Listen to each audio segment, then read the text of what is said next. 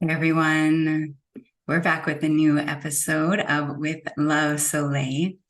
And today I want to talk about caring about what other people think. When I tell you, as a retired people pleaser and a retired person who cares what other people think, or to be totally transparent, I'm still kind of working my way out of that tendency. I really think it is the ultimate freedom and really truly the ultimate commitment to your path and to yourself to relinquish your care of what other people think. And there's so many levels to it, and it's pretty obvious, why this is so important. But what I wanted to do is just give like a little bit of texture and context to it, so it makes it even more like ridiculous that we do this and that we spend any time or energy trying to kind of curate what someone else may think of us, or live life according to the judgment mob.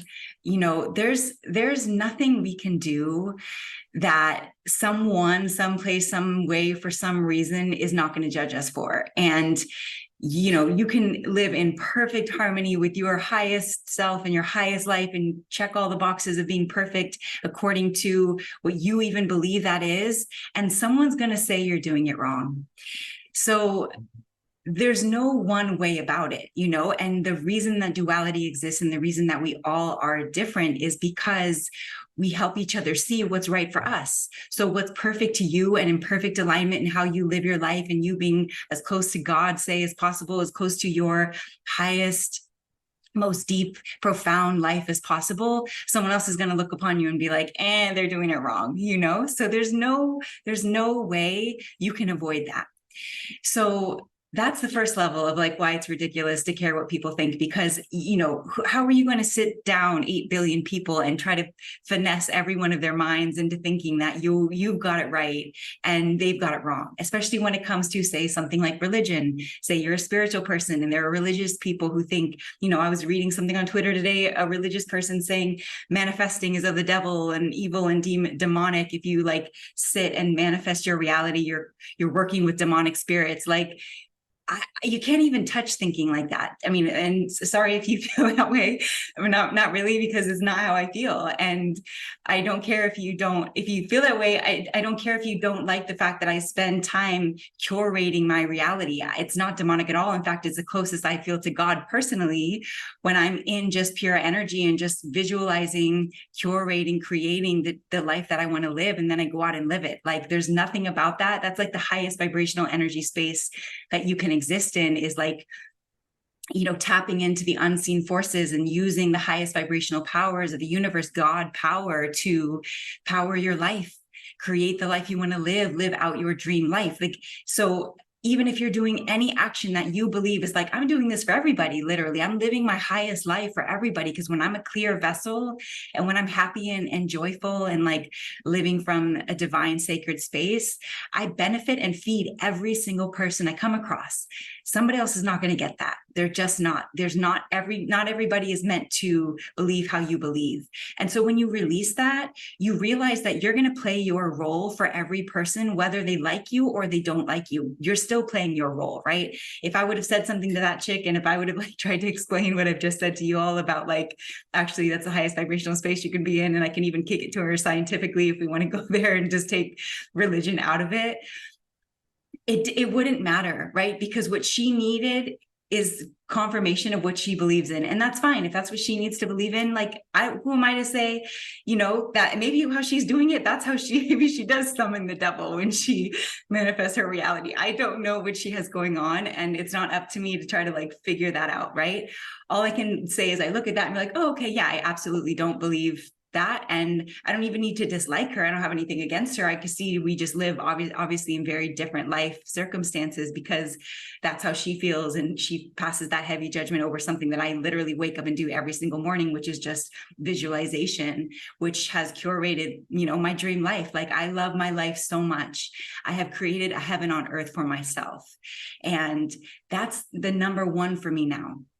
People are going to judge that, or maybe I should be doing more, or I should be speaking out more, or whatever it is. I get judged all the time, constantly.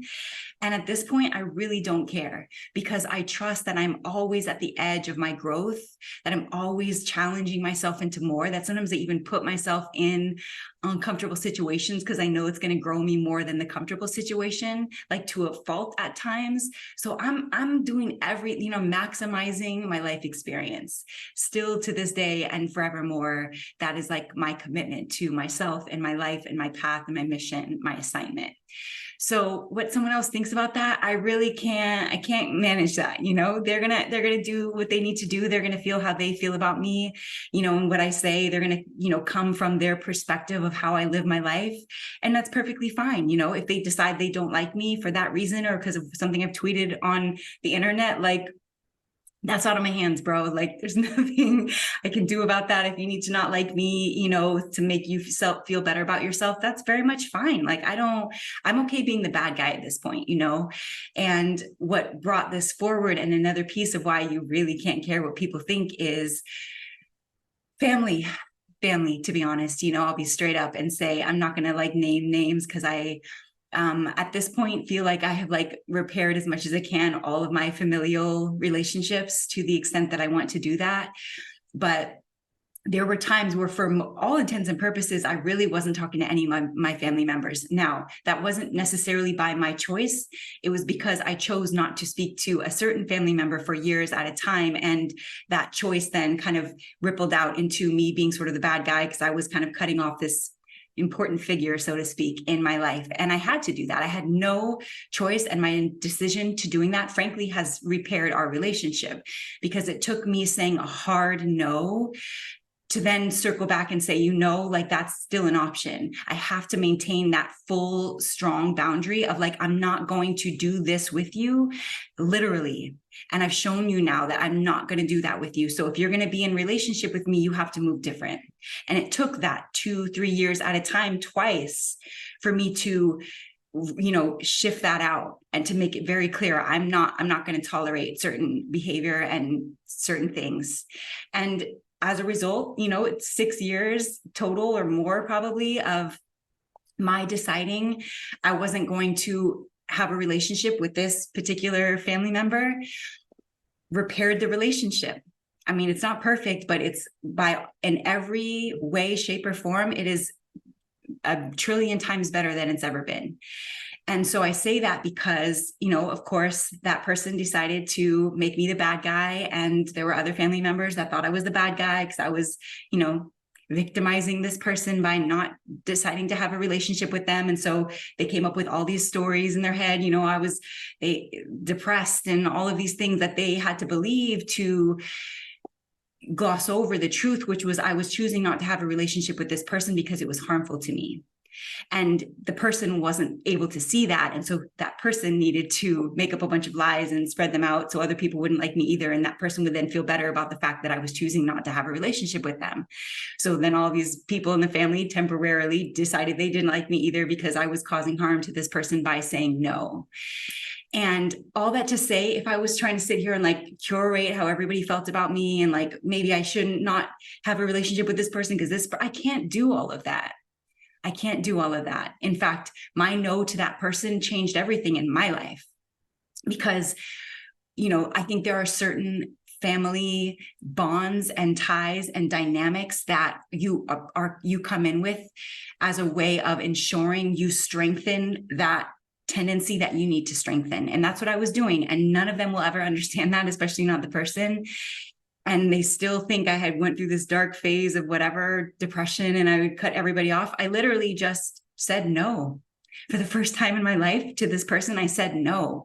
And it was this whole uproar in my family, and it's okay because now we're all good. As soon as we repaired, then everybody else thought it was great again. And all in all, I couldn't spend time like phoning all the friends and all the family members. But okay, look, I know you think that I can't. No, I can't. I cannot. I do not have the energy for that. I have no desire for that. If you need to make me the bad guy because of a decision I've made and you're not even willing to come to me and ask me why, then do you. It's fine. It's all love still for me. Even when I said no to this person, I was doing it from love.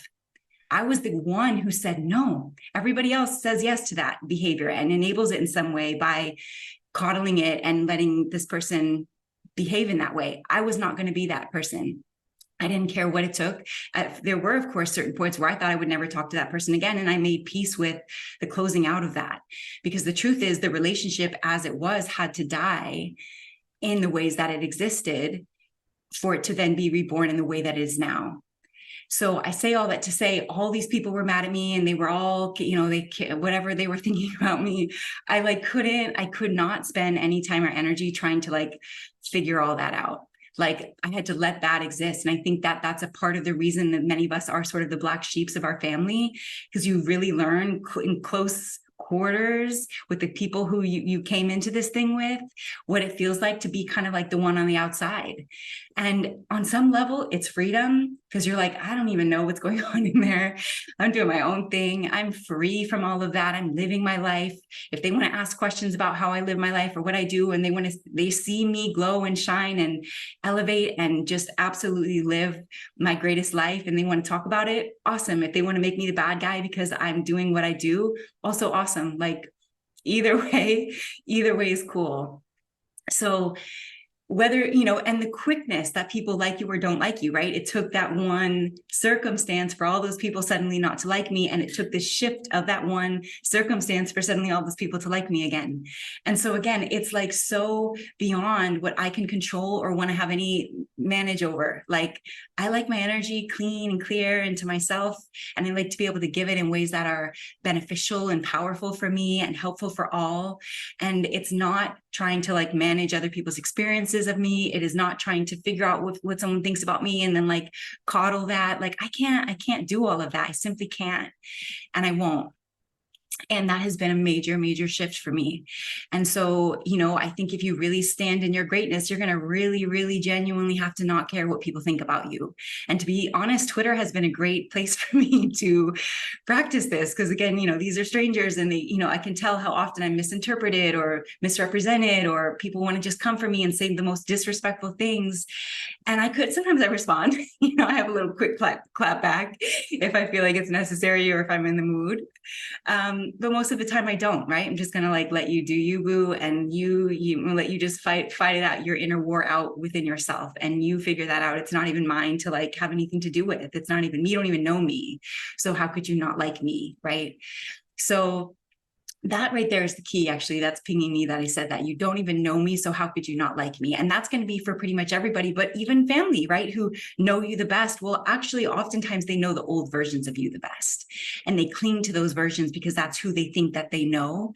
And so anytime you shift out of those versions, what you're doing is actually showing them that it's possible to shift and change. And if they're not also shifting and changing, then they're going to resist, disagree with you to the level that they resist and disagree with their own growth. So again, there's so many dimensions and layers and angles and perspectives why you simply cannot care what people think. And it's ultimate freedom. I'm telling you right now, I have retired from the caring what people think game. And it is so nice. It is so good here. I'm happy. I'm generally a baseline happy person, or at least content, because I think contentment to me is more powerful than happiness, because of course human experience varies, but baseline, I'm good. And I'm so much so that I really protect my goodness now, because most people aren't. The fact of the matter is that if most people are not even aware of the fact that they are at war with themselves, and they're going to do everything they can to project that war onto you. And they need you to be the bad guy because you radiate goodness, and their inner world is just chaos and commotion because they haven't faced anything and they've never sat down with themselves or self-reflected ever. And so what are you going to do about that but exist as yourself and let them use you as a mirror if they need to? Obviously, if they go too hard or say something too wrong or cause, any other type of harm, block, mute, cut off, do whatever you need to do to protect your energy. But all in all, people are going to do what they do. They will make up stories about you, literally make up stories. I mean, it just happened to me recently in a situation where I'm not even going to go into the details, but stories were made up, and both people in this dynamic with me needed those made up stories for me to not be who I am so that they could feel better about the situation. And like, if you all need to do all of that stuff, like go for it, literally go for it. It's great. If I need to be a part of your just like delusion, I'm not in any way, shape, or form going to try to like figure all that out. I really, really can't. I try to stay just as close to reality as I possibly can.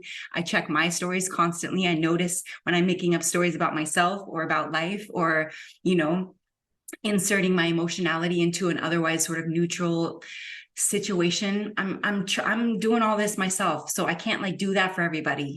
It's enough to do it for me as a woman to emotionally regulate myself as a woman. I really genuinely do feel like I'm like pretty close to that. And otherwise, people's experiences of me, how people think about me, what people care about what I'm doing or think about what I'm doing, like that's not mine. It's not mine. And I'm free from that.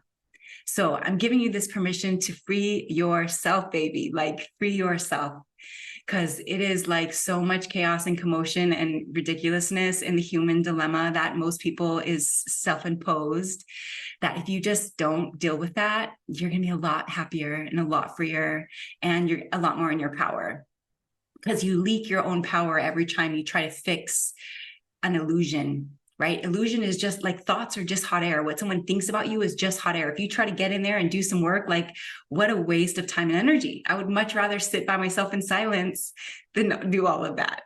So hopefully you feel the same way. If not, I hope that I'm empowering you out of that tendency, because baby, it is so much better on the outside of that, and just tending to your own garden, making sure that you're not doing that to yourself, being really honest with how you're existing in the world, curating and sharpening your heaven on earth.